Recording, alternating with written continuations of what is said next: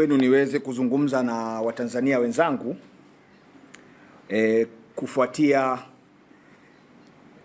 kukamilika kwa kazi iliyokuwa inafanywa na Tume ya Rais ya uchunguzi wa matukio ya uvunjifu wa amani wakati wa uchaguzi na siku chache baada ya uchaguzi wa mkuu wa mwaka 2025. Kama ambavyo itakumbukwa, siku chache zilizopita tume hiyo ya Rais ya uchunguzi wa matukio ya uvunjifu wa amani ambayo ilikuwa inaongozwa na Mheshimiwa Jaji Mkuu mstaafu Mohamed Othman Chande ilikabidhi ripoti yake kwa Mheshimiwa Rais Samia Suluhu Hassan, Rais wa Jamhuri ya Muungano wa Tanzania, baada ya kuwa imefanya kazi kubwa sana ya takribani siku 153 ya kupokea maoni, ushauri kutoka kwa wadau mbalimbali kutokana na hadidu za rejea ambazo tume hiyo ilikuwa imepewa.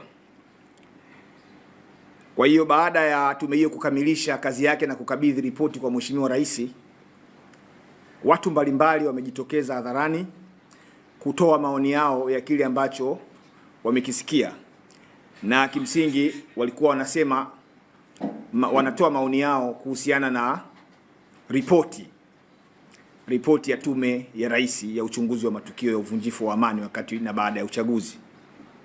Sasa kabla sijaendelea mbele kwenye mazungumzo yangu haya na ninyi leo, ni muhimu kumbukumbu zikawekwa vizuri. Kitu ambacho sisi wa Tanzania tunapaswa kukifahamu ni kwamba Mheshimiwa Rais kwa mamlaka alionayo chini ya sheria ya tume za uchunguzi aliteua tume ya uchunguzi, na ile tume kwa mujibu wa jina ni tume ya Rais, na ndio maana haikushangaza hata baada ya kuipokea Rais alisema tume ile ni ya kwake. Ile tume ni ya kwake na ripoti ni ya kwake, na ndio maana alikabidhiwa yeye. Kitu pekee ambacho Watanzania tulibahatika kukijua, kukisikia au kukifahamu ni hotuba iliyotolewa wakati wa sherehe za kukabidhi ripoti. Kwa hiyo mimi leo nimekuja mbele yenu sio kuchambua ripoti. Nimekuja mbele yenu kuchambua hotuba iliyotolewa na mwenyekiti wa Tume ya uchunguzi wa matukio ya uvunjifu wa amani wakati wa uchaguzi na baada ya uchaguzi mkuu wa mwaka 2025. Nafanya hivyo kwa sababu ripoti haijawahi kusomwa hadharani. Naomba ieleweke hivyo.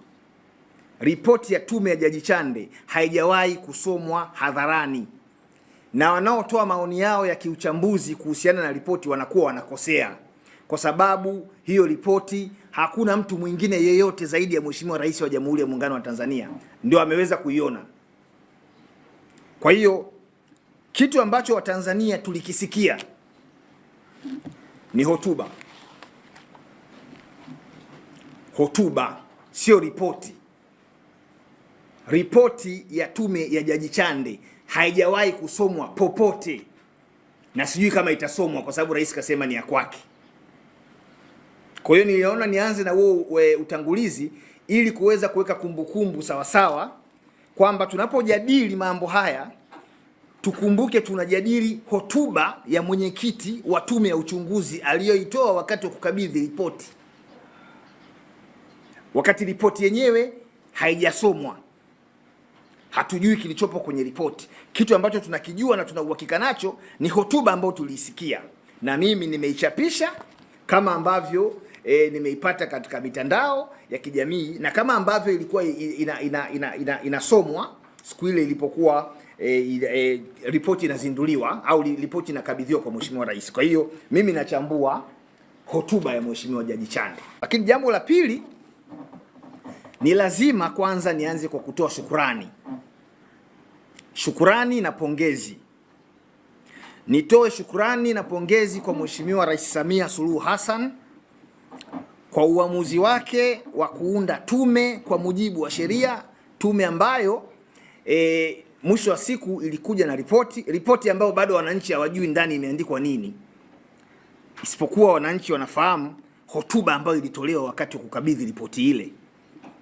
Mheshimiwa Rais alichukua hatua muhimu sana na nadhani kwa wakati sahihi, kutokana na yale yaliyokuwa yamejiri baada ya uchaguzi, wakati na baada ya uchaguzi, kwa sababu taifa lisingeweza kubaki vile vile bila hatua kuweza kuchukuliwa kulirudisha pamoja. Taifa lilikuwa limegawanyika kutokana na vurugu zilizokuwa zimetokea. Na mimi sitakuwa hapa kwa ajili ya kuzungumza masuala ya vurugu. Nitakuwa niko hapa kwa ajili ya kuzungumza mambo yanayohusiana na uhai wa watu, kwa sababu ndio kitu cha thamani kabisa kwa mwanadamu kuliko kitu kingine chochote.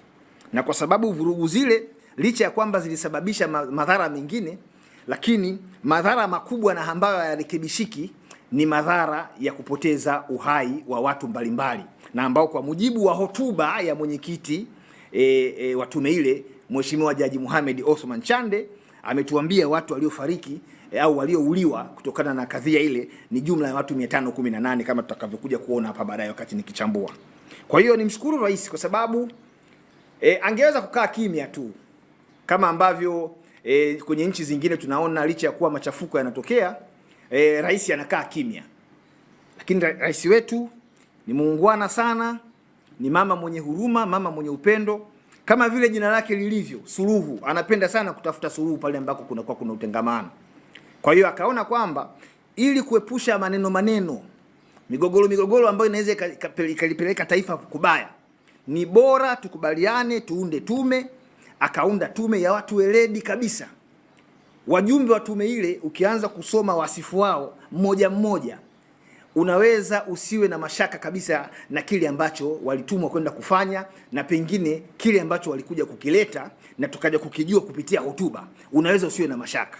Lakini sasa kama kuna mashaka au hayapo, namna ambavyo nitachambua ile hotuba ndio tunaweza tukaona kwamba uweledi wao, uzoefu wao au wajumbe wa hiyo tume umesaidiaje mpaka sasa hivi kuliondoa taifa katika mtanziko ambao umelikumba taifa letu kuanzia mwishoni mwa mwaka jana.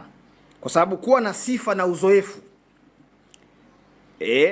ni jambo moja, lakini kutumia uzoefu wako kuleta suluhisho kwenye matatizo makubwa yanayolikabili taifa, hilo ni jambo lingine.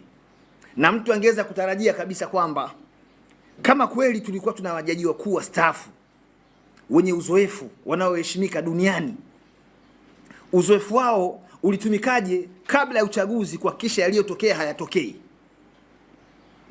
Kama tuna IGP mstaarabu sana, muungwana, amewahi kuwa hadi mkuu wa shirika la polisi la kimataifa Interpol, Saidi Mwema, uzoefu wake huo ulisaidiaje kuhakikisha nchi haingii kwenye vurugu, machafuko yale yaliyotokea?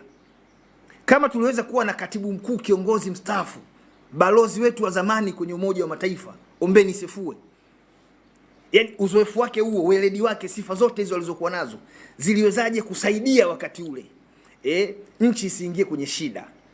Kama tuliweza kuwa na katibu mkuu mtendaji wa Jumuiya ya Maendeleo ya Nchi za Kusini mwa Afrika SADC Stergomena Tax, yani ule uzoefu huo, weledi wake ulizuiaje? Kwa sababu tusije kusifia watu tu hapa, tunasifia watu kwa maana ya wasifu, kama vile dhima yetu kwenye jambo hili ni kusifia wasifu walionao baadhi ya watu kwenye tume. Sisi shida yetu sio wasifu wa mtu, shida yetu ni huo wasifu na uzoefu alionao unawezaje kusaidia taifa lisiingie kwenye shida, na likiingia kwenye shida uzoefu huo unaweza ukatumikaje kuliondoa taifa kwenye shida. Ndio maana narudia tena kusema nitakuwa ni mchoyo wa shukrani, ni mchoyo wa fadhila kwa kuto kumshukuru Mheshimiwa Rais Samia walau kwa hatua aliyochukua ya kuunda tume. Lakini ili uweze kuelewa maudhui ya hotuba ya Mheshimiwa Jaji Chande aliyoitoa kuhusu ripoti waliokuwa wanamkabidhi Mheshimiwa Rais siku ile, ni lazima urudi nyuma. Lazima urudi nyuma mpaka siku ya uchaguzi tarehe 29 Oktoba mwaka 2025, na baada ya huo uchaguzi yale yote yaliyotokea ndio ukiyasikiliza kwa makini, ukiyachambua kwa makini, unaweza ukaelewa sasa hiyo hotuba hii kuhusu ripoti ya uchunguzi ilikuwa ina maana gani na inaweza ikasaidiaje taifa. Wote hapa tunafahamu kwamba siku ya tarehe 29 kuanzia majira ya saa 5 na kuendelea, siku ya uchaguzi tarehe 29 Oktoba mwaka 2025, siku muhimu kabisa, nchi ikaanza kushuhudia vurugu zikiibuka katika maeneo mbalimbali ya taifa letu yakiongozwa na Dar es Salaam, Arusha, Mbeya, Songwe, Mwanza na kwingineko. Mpaka ilipofika jioni ya siku ile, tayari kulisharipotiwa uharibifu wa mali na miundombinu, lakini watu pia kupoteza maisha kwa kiwango ambacho mpaka leo idadi yake bado hakuna mtu mwenye uhakika nayo.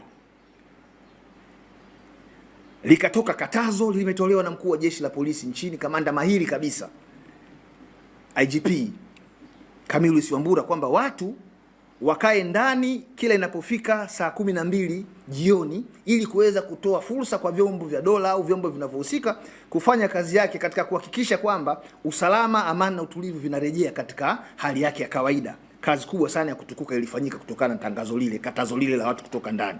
Lina uhalali au halina, hilo ni jambo lingine, lakini mimi nataka niwarudishe nyuma kidogo katika namna tu ya kuwapeleka mbele ili muweze kuelewa maudhui yaliyomo kwenye hotuba ambayo ilitolewa siku ya ripoti ilipokuwa ikikabidhiwa pale kwa Mheshimiwa Rais.